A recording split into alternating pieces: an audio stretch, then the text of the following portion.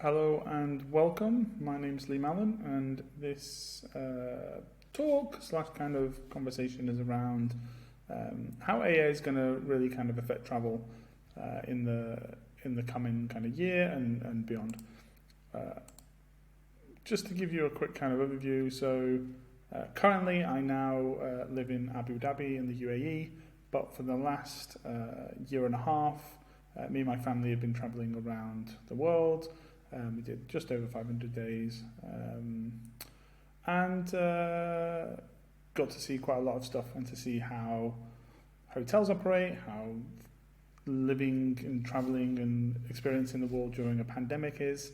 We even managed to rescue some cats and some kittens, which was quite an experience.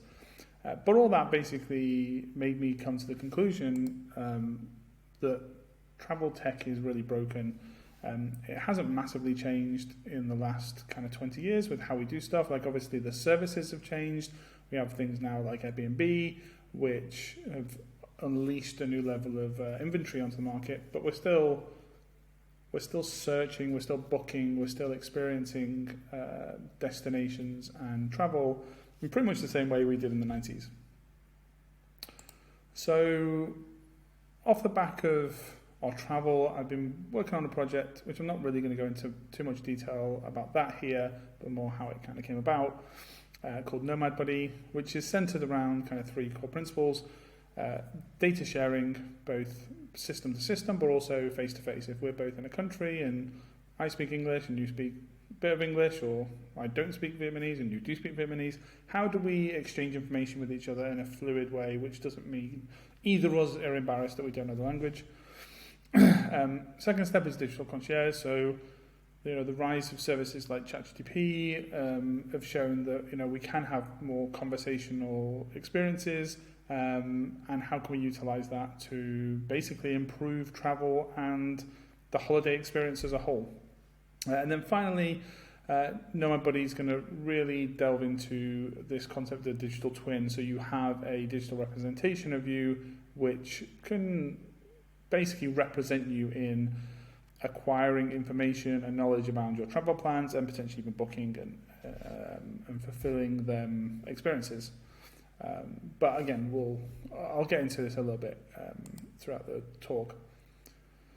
So the question is how can travel change with AI? I think the first bit, discovery is a big one. I find it. We over the last year and a half stayed in over 60 hotels, and we primarily use like Booking.com, amazing service, amazing customer service in particular, but it was very strange that every single time I went to book a hotel, I had to pick a country, I had to pick the city, I had to define the dates, and I had to say repeatedly, I have 2 children and this is their ages. Like none of that stuff was captured, which it was very frustrating. One thing in particular, just to give you an example, we discovered, as parents, we're with our kids for 520 days, 24 hours a day, 7 days a week. Unsurprisingly, we would like some time away from our children, and we found that when we would check into hotels, if there was a pool, obviously the kids just want to go to the pool. But also if there's a pool, they want you to come with them. They want you to play with them, they want to engage. And obviously, most of the time that's great. But what we found is if a hotel has a pool, but it also has a water slide, we would get a precious 1 hour of quiet time. Because what would happen is the kids would just go and play on the water slide. They'd just keep going around and around and around, and they wouldn't need us for entertainment. But also what would happen then is other kids would do the same. So in a pool, it's kind of disjointed. But when there's a water slide, kids go down, and then what happens is it forms a queue. And us British love a queue. And then the kids would chat to the kids, and they start to play, and then they open up some friendships, and it just basically turned into this great thing. But there's no way to find easily hotels with water slides. And what we found is this is currently the process of doing it. So first of all, let's just say you were going to travel in, and you're going to Dubai. Like there's more than 700 hotels in Dubai. There's more than 1,500 in the UAE. And if we extrapolate out, probably 1 million globally.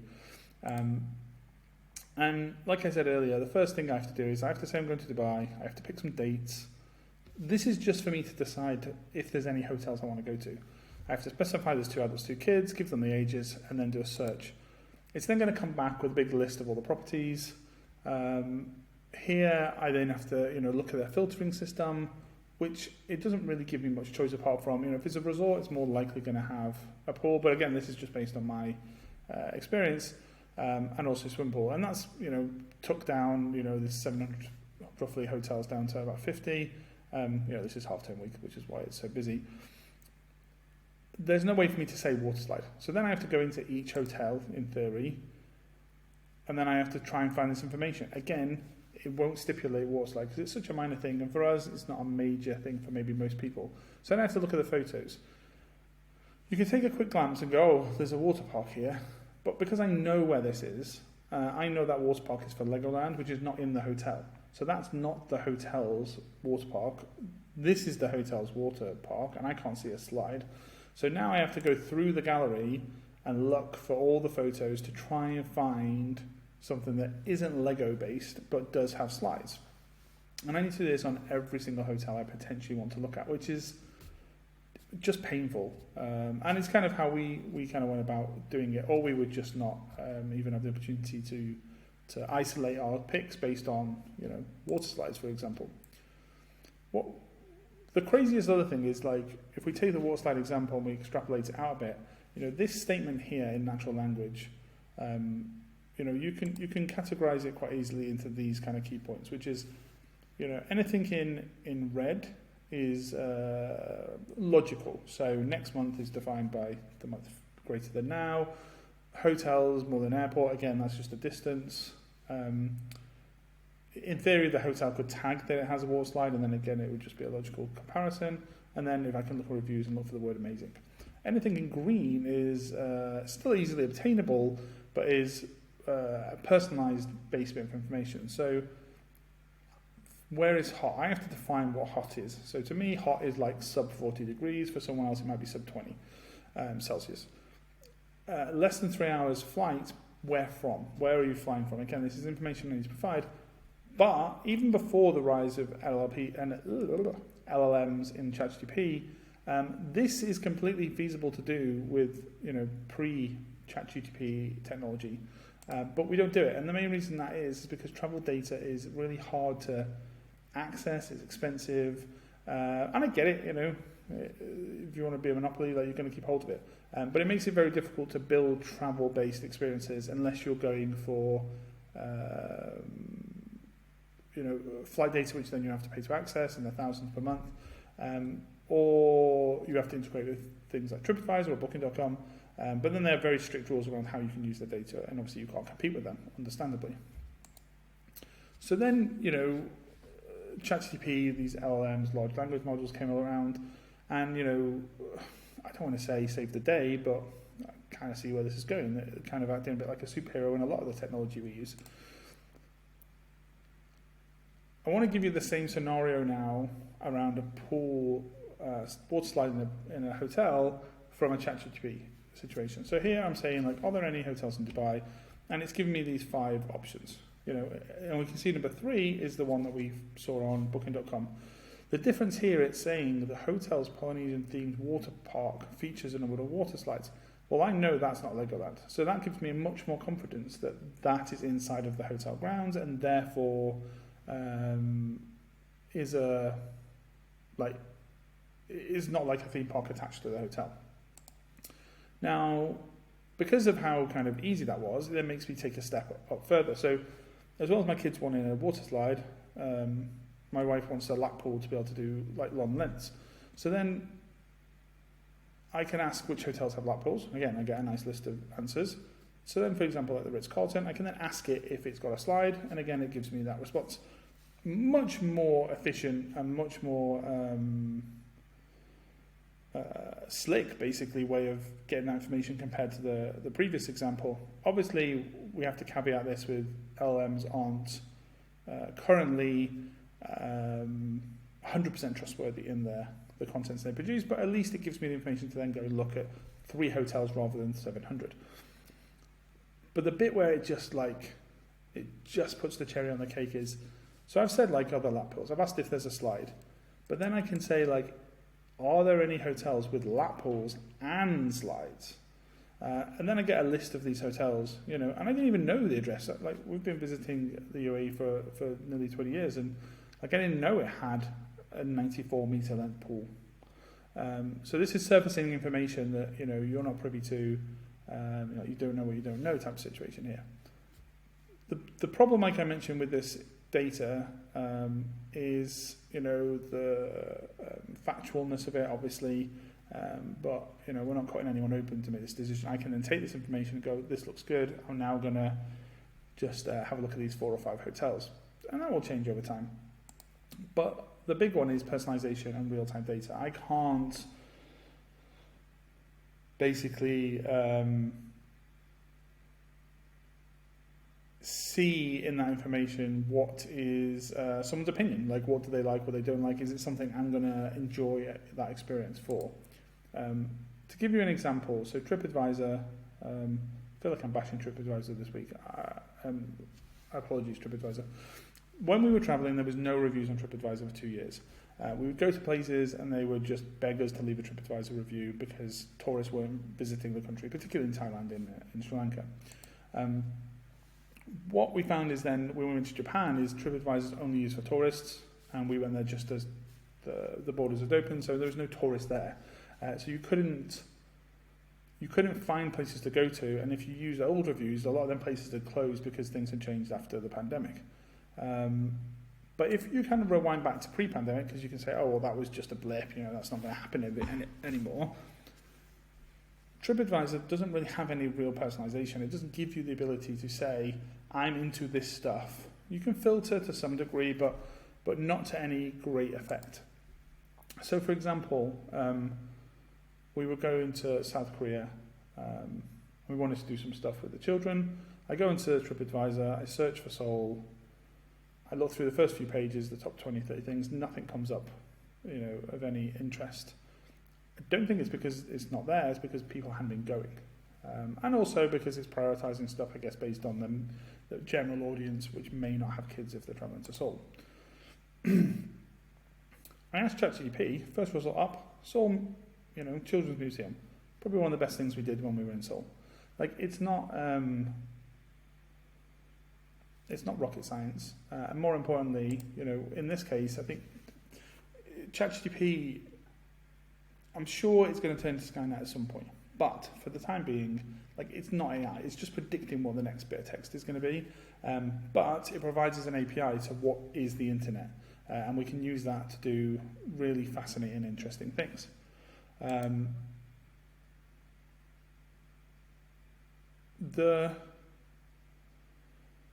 I had this idea about where we've been trying to find activities for children as we travelled. It wasn't very easy. So, like, what if you could create like a TripAdvisor alternative, which was focused just on family activities? Could you make it? Could you make it something that like would work? Could you use generated images? Could you use AI-based text? And the answer is yes. I created it. You can check it out at kidventuresai.com. There's a whole post about it on my website as well. Coming back to, off the back of that and kind of coming back into, the personalization aspect, another part is real-time data. So, if you go onto Google Local or TripAdvisor, like, you can see a review from like a month ago or a week ago, and it can give you an indication of what's happening at that venue, hotel, destination, etc. We went there and there was crowds, or this thing wasn't working. The problem with LLMs is they're trained on data from like up to August 2021. So, they have no context if the sliders broke last week. And what do you do with that, and how do you kind of work around it? And I think that's personally where like fine-tuning the model and this concept of a digital twin kind of comes into it and can really change how we interact with these travel services. So if you imagine we have our LLM, so ChatGPT or any of the other ones that are kind of, and will continue to grow, and then we put some like fine-tuned travel data on top of that, so we can really focus it within the travel industry. And then you have a personal digital twin. We'll focus it just in the purpose of travel for the moment, but it could cover other things that don't seamlessly look like they're related to travel, but have an influence in how you see. But let's just say for travel. So I have a personal twin, and this is information about me that would influence or affect where I'd stay, the things I want to do, the countries I would visit, the price I would pay, etc., etc.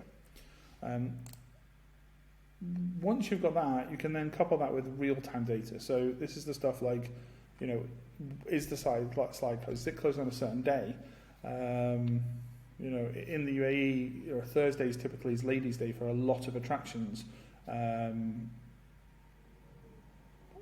is the ability to add real-time data feeds through a multitude of different ways into this whole mix of what is travel AI.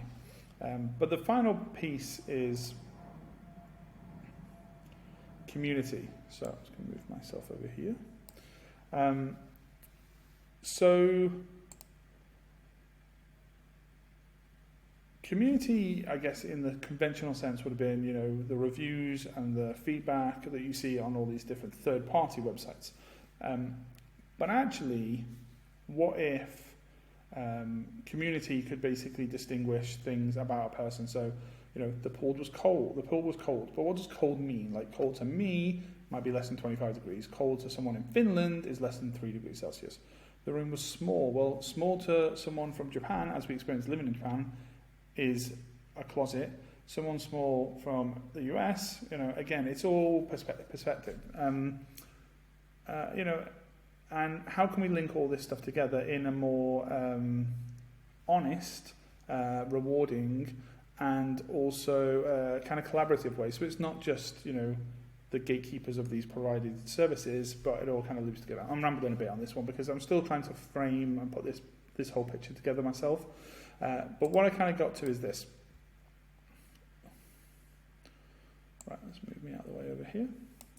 So, that's going to cut my head off. Let's go up here. So let's think of this. So you've got your LLM, which is kind of like your physics engine for language. You've then got some travel data, which is really fine-tuning the response types you're going to get. We can then feed into it real-time data that's factual. The spot off is this is open, this is closed. Now, that information can come from a multitude of different sources. It could be that you crawl the website of the provider. It could be that you send a WhatsApp message to them and ask them the question. It could use Google Duplex to actually ring them with a synthesized voice and actually have a conversation with someone to ask, you know, are there appointments for this, or is the restaurant open, or is this dish available? There's a multitude of different, even use carrier pigeon if you need to. There's a multitude of different ways in which you can get real-time data, which is not expecting users to input it freely and without any remuneration. And then if we, like we said, if we have this personal digital twin for travel, and this is all the stuff that matters to me, that I've basically added in these prompts into my own digital twin. And then, but the community, and I think this is the big shift, which is where the community is not a central repository of information, such as a Google Local, TripAdvisor, etc., but actually is a decentralized way of other people's digital twins. So you might have someone like Roger, who for him, dinner costs for 4 of them $100. Like, that doesn't massively help me because I don't know if that's 4 adults, if one person ate a lot, someone was hungry, what did they actually eat? Did they just have starters? Did they have a 3-course meal? It's not detailed enough of a bit of information to offer me any real value in deciding if I'm going to go to this hotel or not, or restaurant. But what it does do, if you couple that into their digital twin, that twin then has a lot of context about them, who they are, who was eating, etc. The same with all the other kind of points. So I do think we get to this point where instead of it being, you know, you going to a website, asking some questions, it pulling in some data from a third party to keep it relevant, and then it using consumers to be honest and give information around, in review context. But what if actually you can have a way for digital twins to communicate with each other? And there's a way for you to basically pull this information from LLMs around, the bookings. Now, the LLMs could be a centralized provider. It could also just be the hotels themselves. Marriott or Hilton could have their own LLM for booking with them. But if you focus on the digital twin aspect, this could be, imagine, I know what I like, and I'm thinking, right, I'm going to go to Dubai, go and talk to people who've been there in the last month and find out what is going to be relatable to me. And it can go off and it can send prompts to all these different digital twins that people have basically allowed for their interaction with. And then when I book it, maybe there's like a little micro payments that all go off to these different people, or they get rewarded the next time they go because they referred someone to come in. And again, I haven't fully formed this kind of this concept yet, but that's the way I think this stuff's going to go. And I think there's a multitude of low-hanging fruit around just applying like a ChatGPT interface to a travel site. But I think actually it's going to be different. I think when you go to a travel site with your digital twin, with this new evolution and mainstream focus of conversational interfaces, the website's no longer going to just return you information. The whole experience is going to cater and is going to change based on what your digital twin is going to exchange. So the same way that when you go to a website, if it's secure or an SSL connection, there's a handshake of keys and codes to ensure that security. And I think we're going to move to a stage now where you're going to go to a website and your agent, your little digital twin, is going to basically be 3 steps ahead of you, or even goes on your behalf and basically says, right, this is Lee, this is what he's into, this is roughly where he's thinking of going, what do you want to present to him?